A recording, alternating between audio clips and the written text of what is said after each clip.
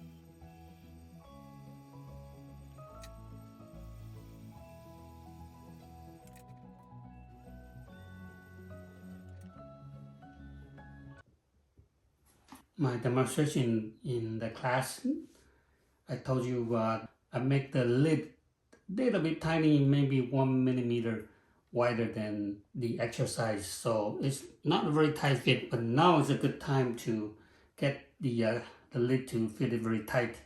So I'm going to just remove a little bit of a clay here on the rim of the body. And you want to do this slowly. Actually, it's perfect fit, but the lid is movable. I like to trim my lid right on the body so I can see the whole proportion. So this is a little bit too loose, so I'm going to use a compression rod to just compress the rim a little bit.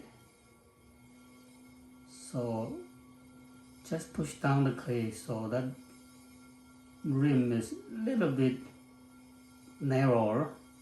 So when I'm sitting my lid there, the lid is not moving while I'm trimming.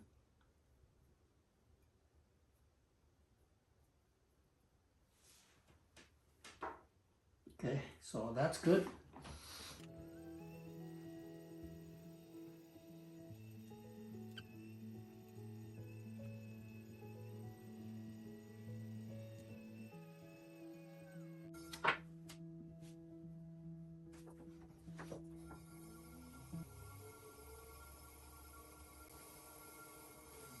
So for making the knob, I'm changing my tool to my number 3 carbide tool. You can use my stainless steel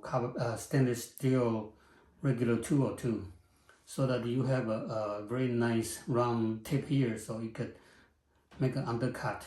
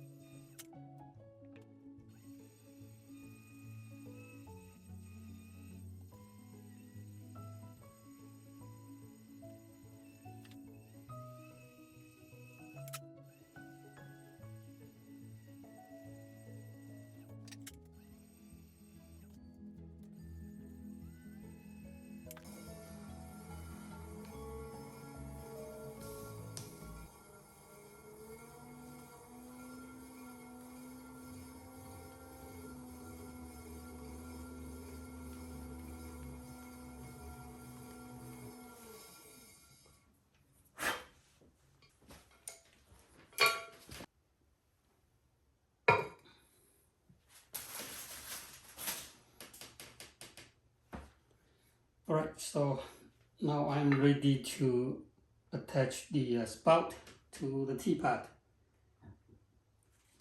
And you can see that if I don't trim a little bit off, I need to trim a little bit off, otherwise this part here is too big. So these are the tool I am using to cut the spout. My number 7 trim tool knife to trim the spout, and then a hole puncher to punch the hole.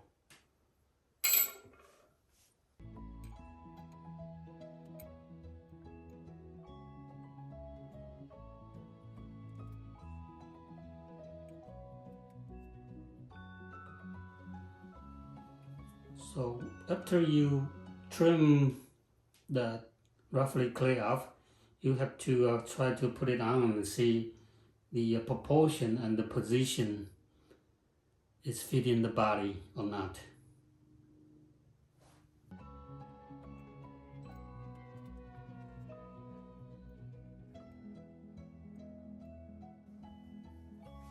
So after the shape is roughly fitting, I am kind of cut it a little slanted.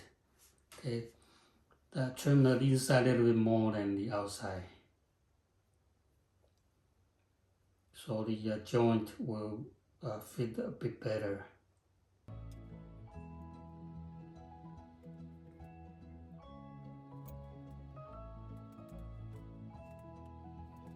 Okay, so you try to look around and see if it's fitting nicely, and then you could use a needle tool to draw where the position is going to be.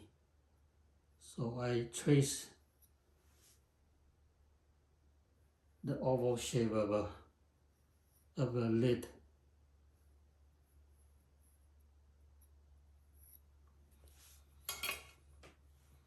So this is where I'm going to punch holes, and the spout is not fitting 100% yet. So now there's another tip for you. I'm using this hacksaw blade. This teeth is very sharp. You can use the teeth to remove the clay easier, much easier.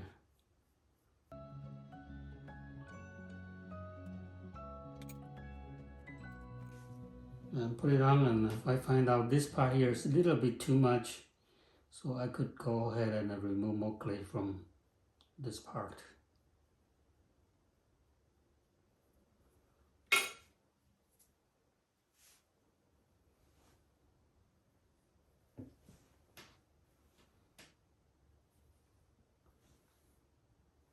Right, so that looks fine.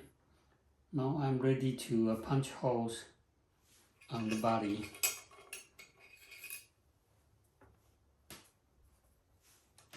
I usually start with the 2 hole here on the top, and then I just distribute evenly. So I'm using the back of the hole puncher to get the position where I am going to punch holes.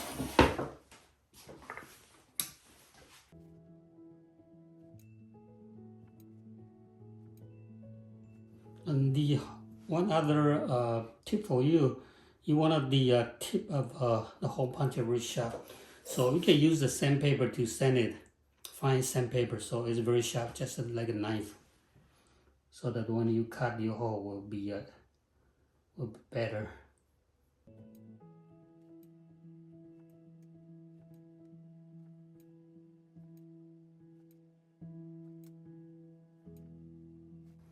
Okay, so that's hole puncher.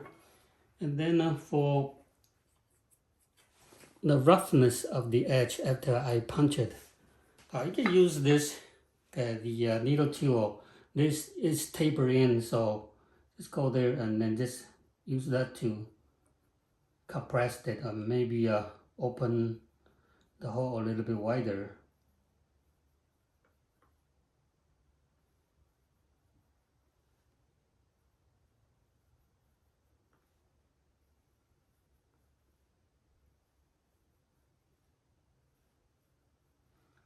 On the inside part of the hole, you got some roughness there.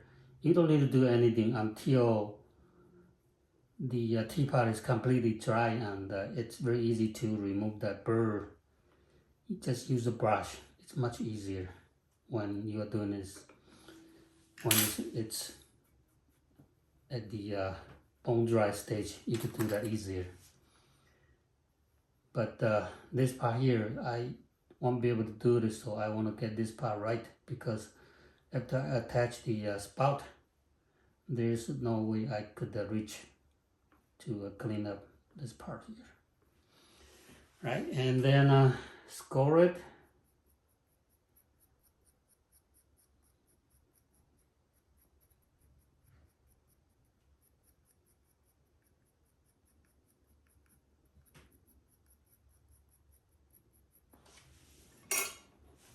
And this part here is already scored because the teeth of the hacksaw blade is rough. And all I need to do is just get the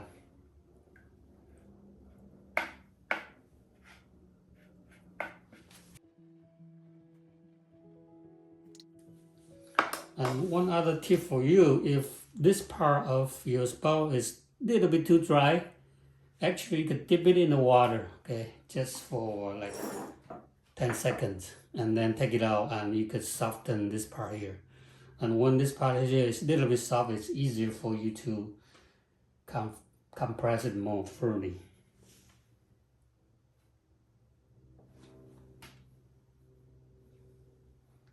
In my case of this spout, is that part is soft, so I don't need to do that. Make sure this is straight.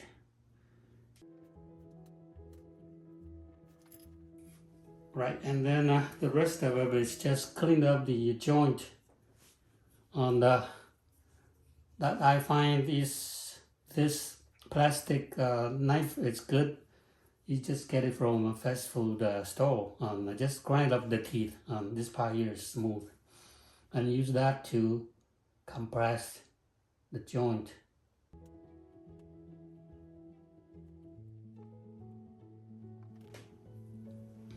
And one other thing I forgot to tell you, the spout, usually the teapot, for the teapot, you want a teapot to look nice.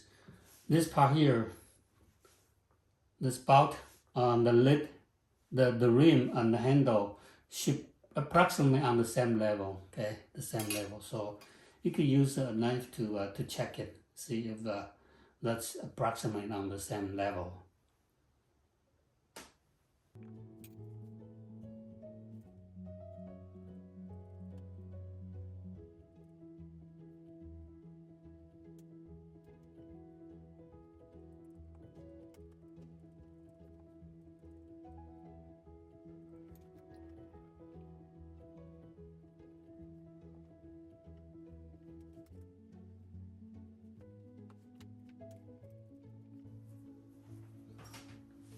Right, so that's the spout attachment. And then after that, I usually like to cut the spout a little bit slanted. So what I do is, from this angle, I cut the spout, trim it away from me, with a little bit angle. That spout is gonna twist.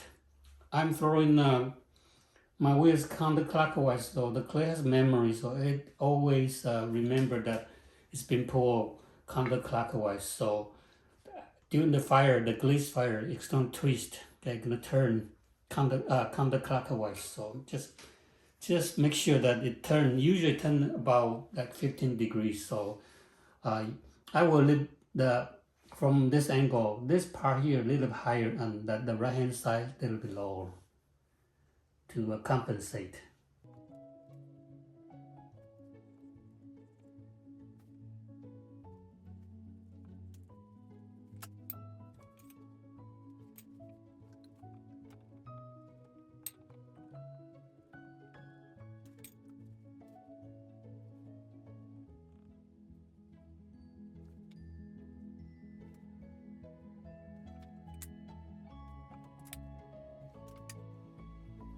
Okay, so that's the attachment of the spout for the teapot, and how I cut trim slanted it for better looking. And since my teapot is very tight, the lid is not moving, so you need, when you have a very tight lid, you need to have an air hole for the liquid to come out. So I'm punching a hole on the lid.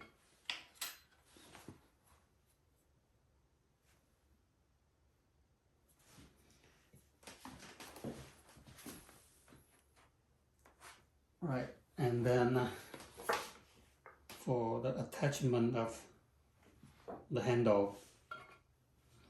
So I pulled the handle earlier. Usually I leave it a little bit dry for a couple hours, so that when you touch the surface, it's not as slippery or sticky.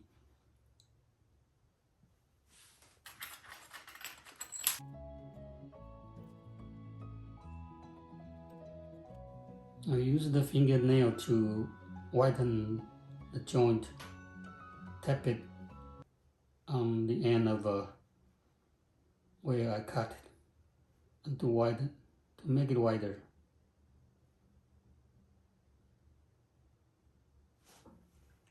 Okay.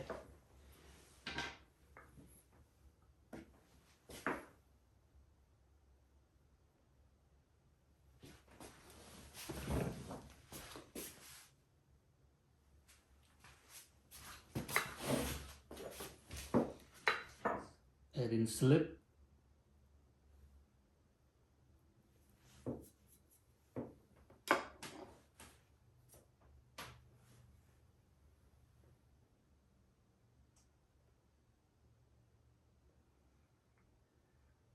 Apply pressure and hold it there in position for maybe a 30 seconds to 1 minute. Because I find out my handle is a little bit wet, so I want on the body to draw some water from the handle to even it out. So I'm holding in position there for 30 seconds to 1 minute.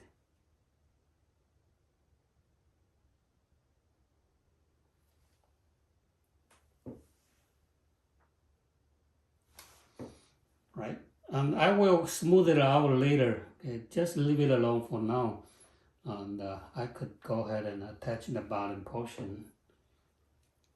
Let's see what is the proportion I like. Right, so right here,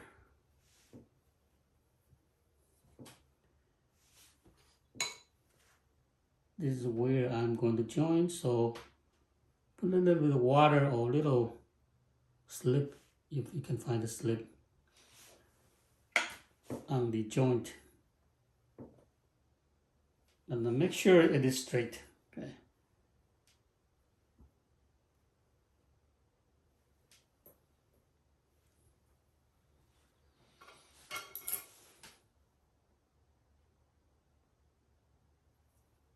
And cut it.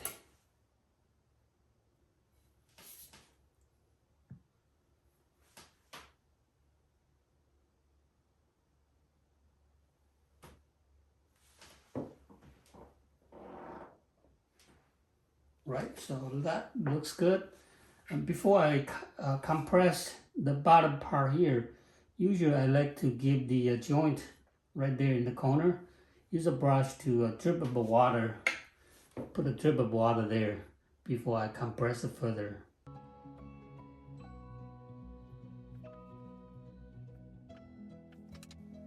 Right, so that's the teapot.